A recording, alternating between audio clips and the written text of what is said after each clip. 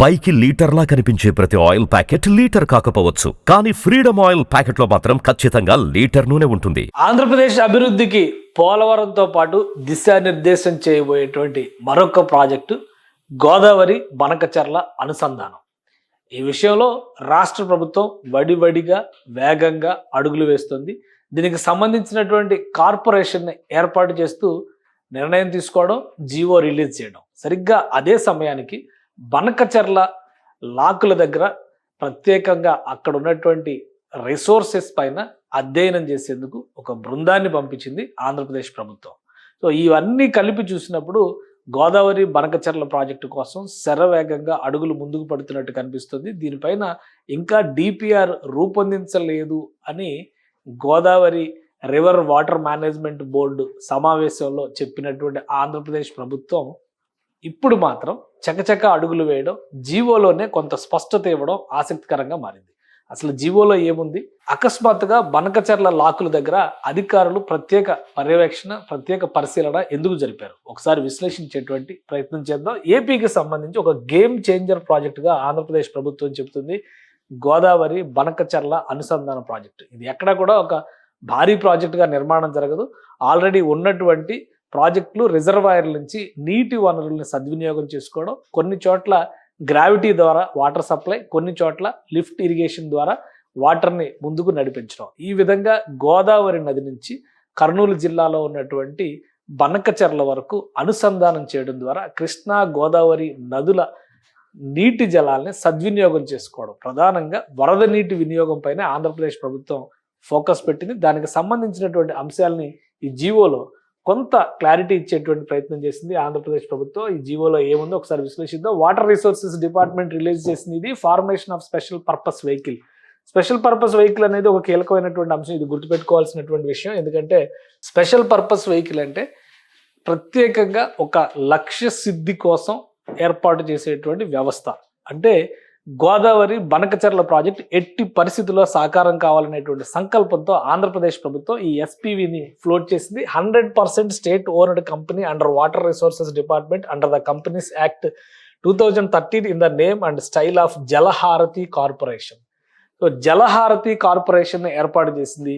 ఈ కార్పొరేషన్ గోదావరి బనకచెర్ల ప్రాజెక్టుని సాకారం చేసే దిశగా అడుగులు ముందుకు వేస్తుంది. ఇదే సంకల్పాన్ని ఈ జీవోలో చాలా క్లియర్గా ఏపీ గవర్నమెంట్ రిలీజ్ చేసింది. A government of Andhra Pradesh enterprise to harness flood waters.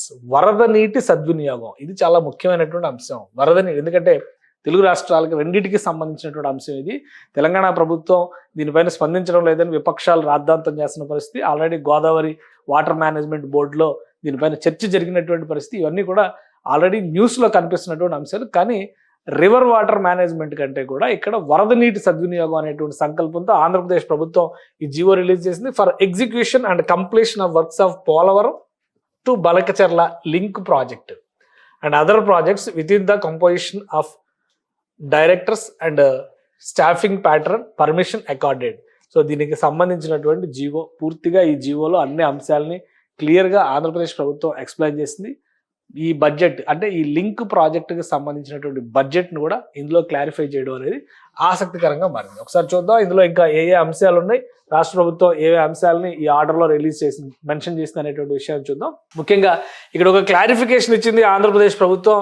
Vijayawada chief ఇంజనీర్కి సంబంధించి engineering chief irrigation department Vijayawada has reported that the government of Andhra Pradesh proposes to formulate a scheme Polavaram to Banakacherla link project for transfer of flood waters from Polavaram dam to Banakacherla regulator on Srisailam Srisailam right bank canal lo main canal ga unnatuvanti daniki deeniki link chesetuvanti to utilize flood water. The project is expected to drought proof the state through sustainable water resources development and fulfill water demand for irrigation, drinking water and industrial needs in all water shortage districts in Andhra Pradesh. So దీని route మ్యాప్ను కూడా ఒకసారి మనం చూడాలంటే ఆంధ్రప్రదేశ్లో నీటి కొరత ఉన్నటువంటి జిల్లాలకు సంబంధించి తాగునీరు, సాగునీరు, పారిశ్రామిక అవసరాలు ఈ మూడింటిని కూడా వరద నీటి ద్వారా నిర్వహించడం అనేది ఈ ప్రణాళిక సారాంశంగా ఉంది.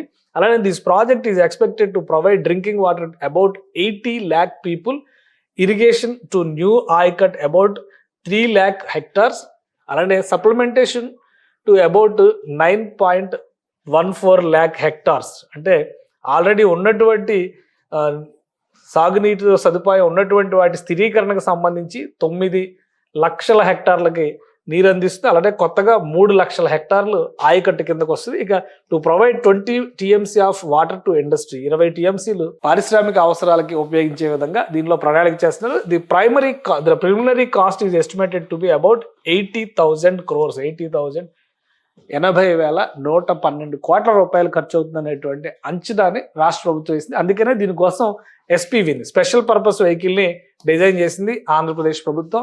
సో ఈ ఎస్పీవీ టార్గెట్ ఏంటంటే దాని పర్పస్ ఏదైతే డిజైన్ చేశారో, డిజిగ్నేట్ చేశారో, ఆ డిజిగ్నేట్ చేసినటువంటి పర్పస్ని ఫుల్ఫిల్ చేయడం. ఈ అంశం పైన ఈ టీం పనిచేయాల్సినటువంటి అవసరం ఉంటుంది. దీనికోసం ప్రత్యేకంగా ఈ కార్పొరేషన్ని ఆంధ్రప్రదేశ్ ప్రభుత్వం ఏర్పాటు చేసింది. ఇక ఈ కార్పొరేషన్లో ఎవరెవరు ఉంటారు, ఈ కార్పొరేషన్కి సంబంధించినటువంటి సిబ్బంది ఎవరిని తీసుకోవాలి? Engineer in chief has submitted the advantage of SPV, special purpose vehicle, as below. The project can be self-financing from banks and financial institutions along the equity contribution from the government. Through forming a separate special purpose vehicle, any financial difficulties or constraints of the new project cannot spill over into any other government project and vice versa. So ఒక specific dedicated లక్ష్యంతో ఏర్పాటు చేస్తున్నటువంటి వ్యవస్థ కాబట్టి దీన్ని the special purpose vehicle has the option to tap in to public markets.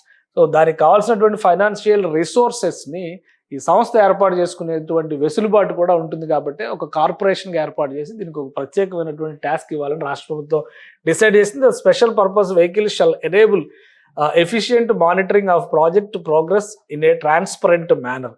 So ఈ అంశాలన్నీ ఉన్నాయి కాబట్టి దీన్ని ఒక ప్రత్యేకమైనటువంటి కార్పొరేషన్గా ఏర్పాటు చేయాలనేటువంటి నిర్ణయాన్ని రాష్ట్ర ప్రభుత్వం తీసుకుంది. దానికి తగ్గట్టుగా ఆంధ్రప్రదేశ్ ప్రభుత్వం ఇచ్చినటువంటి ఆర్డర్ ఒకసారి చూస్తే కనుక జలహారతి కార్పొరేషన్, ఇది కొత్త కార్పొరేషన్ ఏర్పాటు చేస్తున్నట్టుగా చెప్పింది. దాంతోపాటు composition of directors and staffing pattern as mention in the annexure, దీనికి ఒక ఎనెక్సర్ని ఇచ్చారు. ఆ ఎనెక్సర్లో క్లియర్గా మెన్షన్ చేశారు. సో బోర్డ్ ఆఫ్ డైరెక్టర్స్గా ఎవరు ఉండబోతున్నారు ఇందులో అనేది చూద్దాం మనం. నేమ్ అండ్ డిజిగ్నేషను చూస్తే కనుక government of Andhra Pradesh water resources department represented by honourable chief minister దీనికి చైర్మన్గా వ్యవహరిస్తారు. ముఖ్యమంత్రి ఆధ్వర్యంలో పనిచేసేటువంటి స్పెషల్ పర్పస్ వెహికల్గా ఇది మారబోతుంది. Honourable water resources department, minister for water resources department అంటే వైస్ చైర్మన్గా వ్యవహరిస్తారు.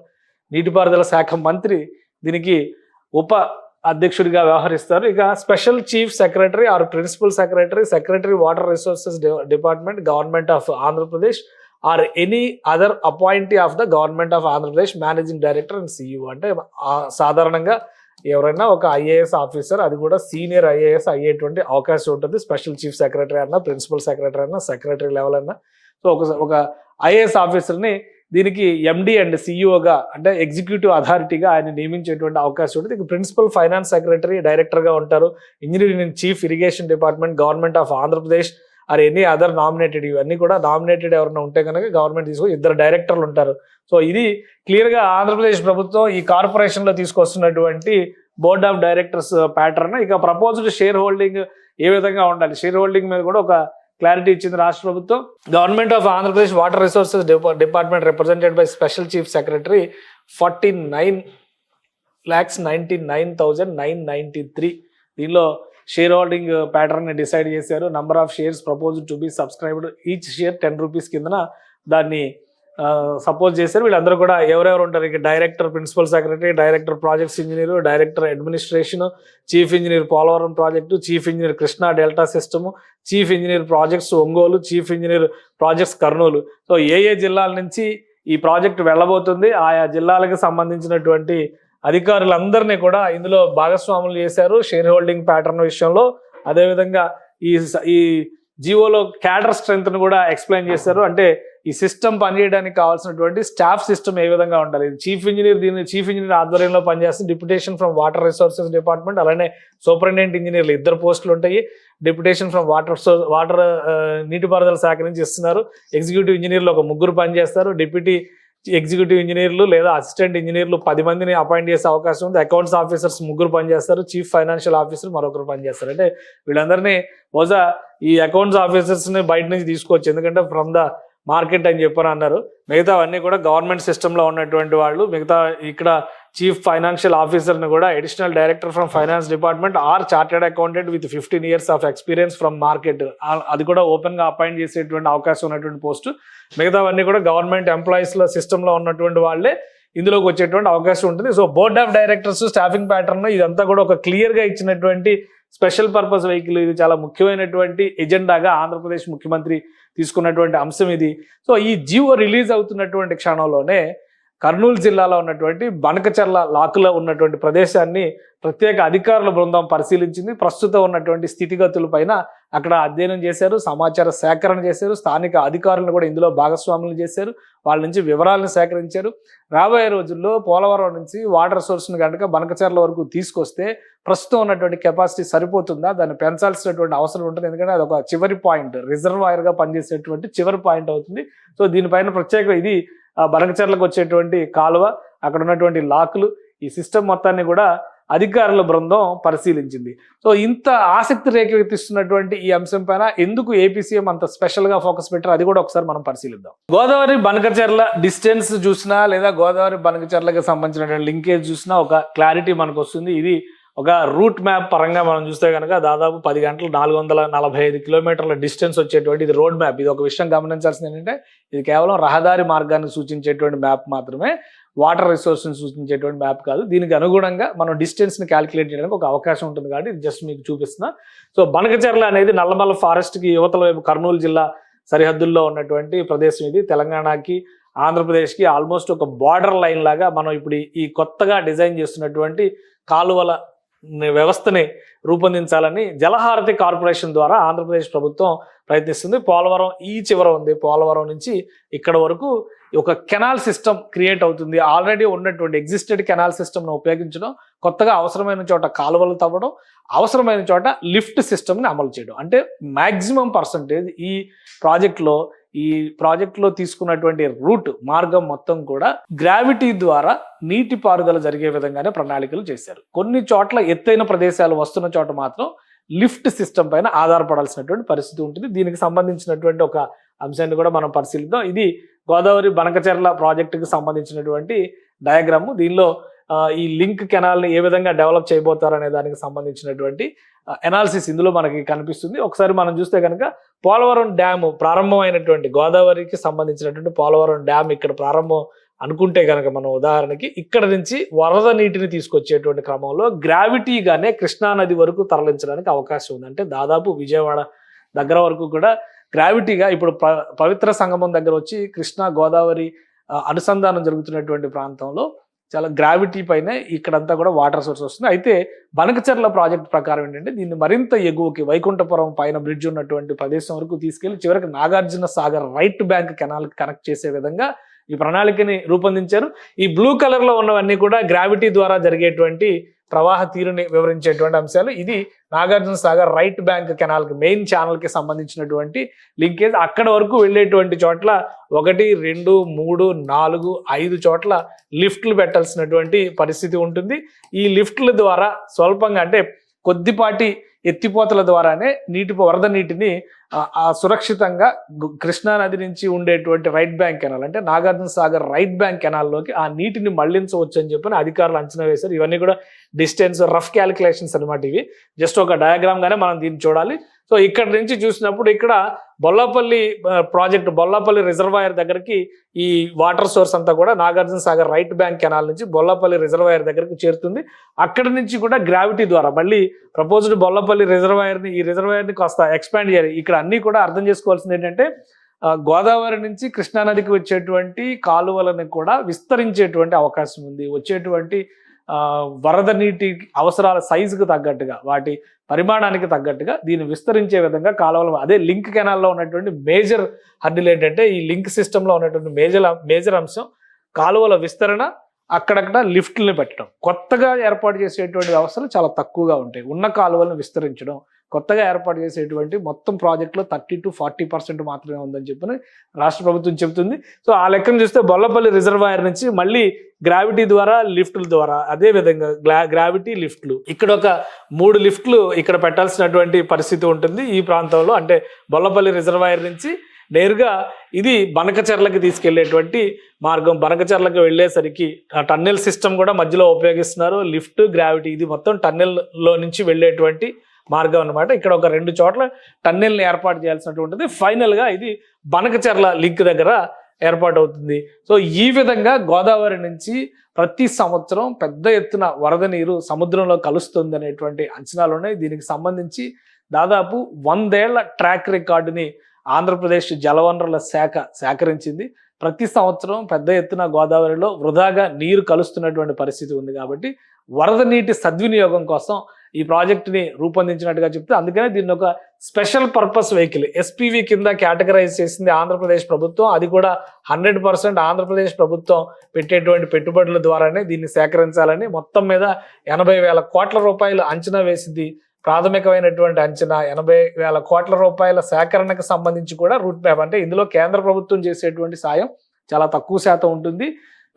క్యాపిటల్ ఇన్వెస్ట్మెంట్ స్కీమ్స్ కింద ఏదైనా అవకాశం ఉంటే కనుక కేంద్రం నుంచి సహకారం తీసుకునేటువంటి ఛాన్సెస్ ఉండొచ్చు. కానీ ఎక్కువ శాతం మార్కెట్లో ఉన్నటువంటి బహిరంగ రుణాలు లేదా ఫైనాన్షియల్ ఇన్స్టిట్యూషన్స్, అంతర్జాతీయ జాతీయ బ్యాంకుల ద్వారా దీనికి అవసరమయ్యేటువంటి నిధులను సేకరించాలని ఆంధ్రప్రదేశ్ ప్రభుత్వం భావిస్తోంది.